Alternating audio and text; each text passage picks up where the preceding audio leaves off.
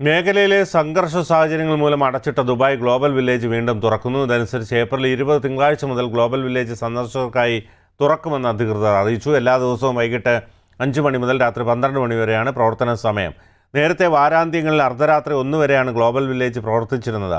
ഈ സമയമാണ് എല്ലാ ദിവസവും ഒരേ സമയമാക്കിയത്. ദുബായ് ഗ്ലോബൽ വില്ലേജ് 30ാമത് അധ്യായം സംഘർഷ സാഹചര്യങ്ങൾ മൂലം ഫെബ്രുവരി 28-ന് താൽക്കാലികമായി അടയ്ക്കുകയായിരുന്നു.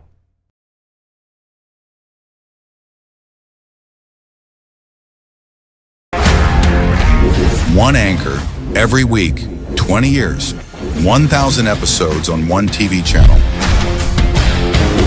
Middle East This Week, an Elvis Chumar TV show. Exclusively on Jai Hind TV. Stay tuned for the 1,000 countdown.